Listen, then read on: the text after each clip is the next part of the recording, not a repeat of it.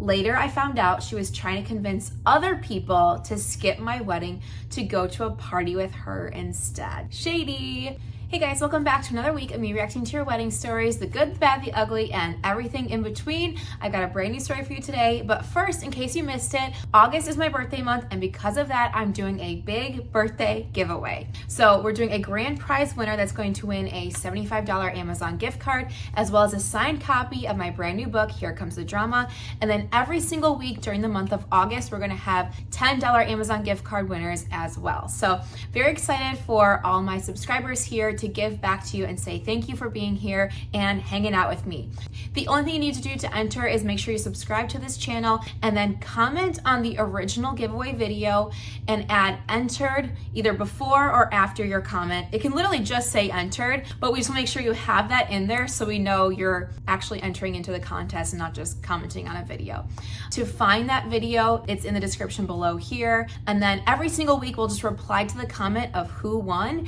And we'll also update the description so you know who the winners are every single week. And then the grand prize winner will be announced second week of September. So stay tuned for that as well. So very excited for this giveaway. As I said, it's my birthday month, so I wanted to give back to you guys and say thank you. Okay, now on to today's story. My close friend group mostly consisted of me, my now husband, Marcus, names have been changed, who is the best man, and Riley, a bridesmaid. Marcus and Riley had lived with us for a while. During that time, the two of them broke up and Riley moved out while Marcus continued to live with us. Over the course of the following year, Marcus and Riley had an on-again, off-again relationship, but they tried to keep it under wraps, though I never really understood why. Every time they were on again, they would both act strangely around me and my husband, distant, cold, and honestly pretty unkind. I want to know already like the history of these relationships, like who was friends with who first. Like, was it Riley was her friend and then she started dating Marcus, then they moved in together, or were they already dating and they already dating and then they just all became friends? Because I think that says a lot too of like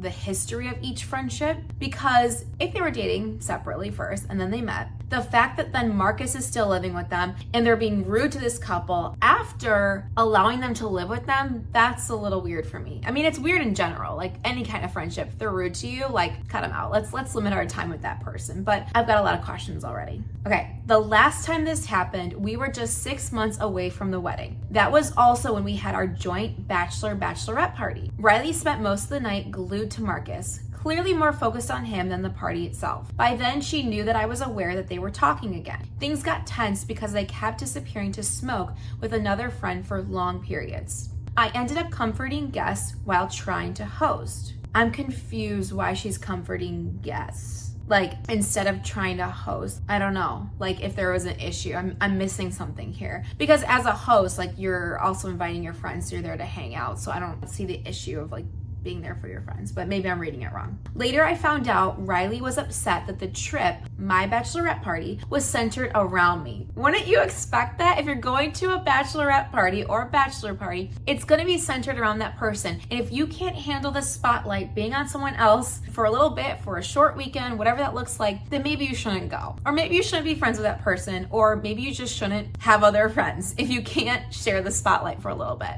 It says, she felt like she couldn't enjoy herself because it wasn't about her. That's a her problem. And that's always going to be a problem with someone like that. They can't be happy for someone else, or like I said before, share the spotlight. So that's clearly an issue. After the party, I let some time pass before confronting her about how distant she'd become. She no longer showed interest in hanging out, and during our conversations, she admitted she didn't even know what I enjoyed doing for fun. Sounds like they're just kind of falling apart, like their friendship just isn't working. And I've talked about this before on the podcast, but it's like sometimes we try so hard to make friendships work. And yes, sometimes it works out, and sometimes there's things that you cannot control, of course. But if you're trying so hard to make a friendship work and it seems one-sided, maybe it's time just to let it go. I can relate, like firsthand, I've had friendships in the past where it felt like I was the one like pulling at the strings. I was like holding on for dear life when they just didn't care. They only needed me when they needed me, right? They didn't want to be friends otherwise. And I was just like, you know what? Why? Why am I struggling to like hold us together so much when they could care less about me? So that's what I'm kind of getting from this. I told her that since she was in my wedding, I wanted to feel like she was actually a part of my life, not just showing up on the sidelines. I gave it some time, but nothing changed. 2 weeks before the wedding, I spoke to Marcus and told him that if anyone could get through to her, it would be him. But wouldn't he be on her side? Riley's side about everything? I don't know. I'm still confused about this relationship. Like, who came first, the chicken or the egg? What's their timeline? Because I don't know. If she's like holding like this friendship together, but Riley doesn't seem to care or really like want to know about Bride, I don't know if we know her name yet, then why are we trying? Also, one more thing I want to add is I feel like, especially with the pressure of social media, right? You see these pictures of these big wedding parties and stuff. So people grasp at like straws to like get people in their wedding. But again, if they're not there to support you,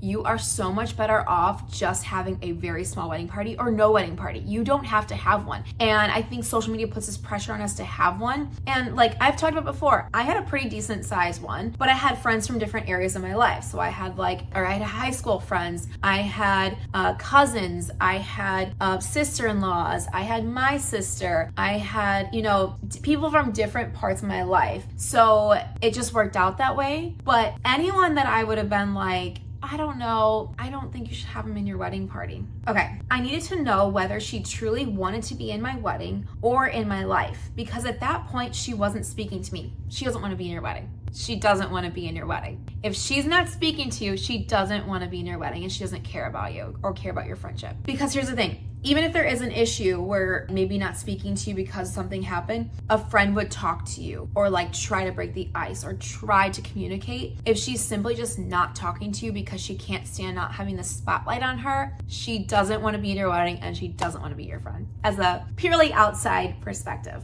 She wasn't contributing to the wedding group chat, and when she did, it was only to offer unsolicited opinions without engaging with anyone else. Yeah, she's not happy. She doesn't want to support you. For example, I asked if the wedding party wanted to walk in pairs or as a group after the ceremony. Everyone voted pairs except Riley, who said it should be a group entrance, then didn't comment further. Because someone like that, they're only gonna put something in there to cause kind of a riff or, again, put the spotlight on them. It's a weird and indirect way, but they're gonna put the spotlight on them as if it's bad. Like, it's kind of one of those things where it's like, if it's bad press, it's still press, right? So she's not getting the attention on her. It's all about the bride right now. So if she can say something that's going to make everyone look her direction, she doesn't care if it's good or bad. They're looking at her, right? Marcus talked to her, and shortly after, I got a long message from Riley full of self-pity, ending with, "I don't care anymore. Have a nice life. Take me out of the wedding."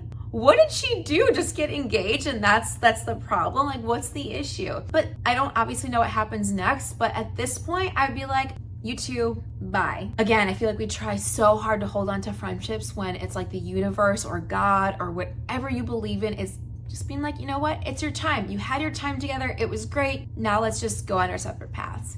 It doesn't matter. Like, no one has to be at fault. I think that's another thing too, is like growing up, we're like, oh, they were the bad ones. I was the good one. But it's like, sometimes friendships just end, and that's okay. And we just have to let it make peace. I already had a backup bridesmaid in mind because I was close to removing her anyways, so I moved on. Later, I found out she was trying to convince other people to skip my wedding to go to a party with her instead. Shady. I've talked about this before on a podcast episode. People like this, like friends that are your first bullies. Actually, this is coming out, well, by the time this episode comes out, it'll be last week's episode where I kind of talk about it with my friend Yvette. I had a friend growing up where one of my best friends, right? And any chance she got to put me down, she would. And I remember it was my 16th birthday. I'm gonna go a little vulnerable here. It was my 16th birthday, and everyone in our friend group had these birthday parties, and we would all go together. It was like really exciting. When it came time for mine, this one friend went behind my back and told all my friends not to go. Friends. And guess what? They all didn't come except for one. And I'm still friends with her. Yeah, she went behind my back, and because I was nerdy or dorky, I don't even remember what she told them. She was like, Christa's a little weird or something like that. And she always will go behind my back, and yeah, I would love to say that was the end of our friendship, but I was in my people-pleasing years. So when she came back like 6 months later being like, hey, let's be besties again, I was like, okay. And it took probably another like 6 years before I was like into my setting boundaries. And I was like, yeah, this is not a friendship I signed up for. So we said goodbye. But this like reminded me of it because of like literally going behind my back and convincing every person not to show up. And then you really have to see who's there for you. Okay, after the wedding, I posted some photos, including some of me and Marcus. She flipped out, accusing me of being inappropriate and claiming I must have feelings for him. Oh my gosh. This is wild. So again, we need to find out the friendship timeline. Like, did she know Marcus longer? Did she know Riley longer? Is Marcus her now husband's best friend? Like, where does the timeline fall in? But either way, this girl cannot handle the attention being on someone else, which has been very clear. But she also can't handle that the bride moved on without her. She's like, well, I'm still gonna have an amazing wedding. In fact, it's actually gonna be better because you're not there dragging everybody down. So now, because she's still having fun at her wedding and enjoying herself, because this girl thought she would ruin her day, nope, she didn't. She's gonna say like, oh, you have feelings for my ex on again, off again boyfriend, even though she just got married.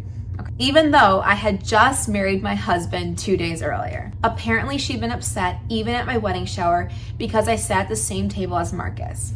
What? I thought they were like a friend group. Like, I can't imagine any of my friends being mad for taking a picture with their husbands or partners because we're all friends. That's what you do. You want your friends to all be together. You want your friends to be friends with your husband. Like, if my husband was taking pictures with some of my best friends, I'd be like, that's awesome. Like, that's what you want, right? So to me, that doesn't sound like she really thinks that anything's going on between the bride and Marcus, her boyfriend, whatever. It's more of her being insecure that the bride is so happy and people are circling her, they're giving her attention because she's the bride. She's just feeling very insecure right now. In her mind, that meant I had a crush on him. How old are these people? Like, what? You can't just talk to someone from the opposite sex, especially when you're best friends, boyfriends, without being like you have a crush on them. Since then, she continued to talk about me online, saying I was a fake friend, attention seeking, and more. I think she was looking in the mirror when she said that. The reality, I simply asked her to be there for me as a friend and bridesmaid. Like we always talk about on the podcast, it's weddings bring out the worst in people, but they don't bring out anything new. They either bring out something that was under the surface for a while and then it just really shines a light on the people that can't handle it. I don't think people completely take a left turn during weddings. I think something that was already there really gets brought to the surface because tensions are high, stresses are high, and the spotlight is moved around, to someone else, right? And you have to really be a supportive friend. And if you can't be a supportive friend, then it's gonna show. I gave her a place to live, helped her land multiple jobs, and supported her in countless ways. To top it off, we worked together, and she went around showing coworkers pictures of me in my wedding dress and decorations before I had the chance to share them myself. Yeah, let's not do that. Especially if she didn't go to the wedding, that's kind of weird because then she's like probably saying something negative, like, oh, look at this, or can't believe she did this, just being rude. So yeah, she's angry that I wanted a little attention for my own wedding and somehow that makes me the fake friend. I think you won. Here's the thing. I truly think you won because this one brought out her true colors 100%. Chances are again that she was like this the whole time behind your back. The whole time behind your back. When you got engaged, she was probably like this. When you guys let her move in, she was probably like this because you guys were happy. When they broke up the first or second or 100th time, she was probably like this. And the fact that this was so clearly your day and meant to be your day, she couldn't handle the pressure of that. So you won because she dropped out before the wedding. That is the victory here. And you still had an amazing day. And the fact that she's still talking about it and posting about it and saying negative things, you won. Not the saying it's a competition, but you won. All right, guys, that was a crazy story. Thanks for hanging out with me this week. As a reminder, we're doing a big YouTube giveaway for my birthday month. Go August birthdays. You can see the link below for the first giveaway video, but I'm gonna be keeping you guys updated every single week on the giveaway winners. Every single week, there's gonna be a new winner. You can pick a $10 gift card or you can pick Here Comes the Drama book. And then the grand prize winner has a $75 Amazon gift card and a signed copy of the book. So yeah, that's what's going on here. If you guys have any questions, feel free to comment below, but we'll put all the details in the descriptions and link that original video as well. Just my way of saying thank you and giving back to all my amazing subscribers here on YouTube. All right, guys, thanks for hanging out with me, and I will see you next time. Bye now.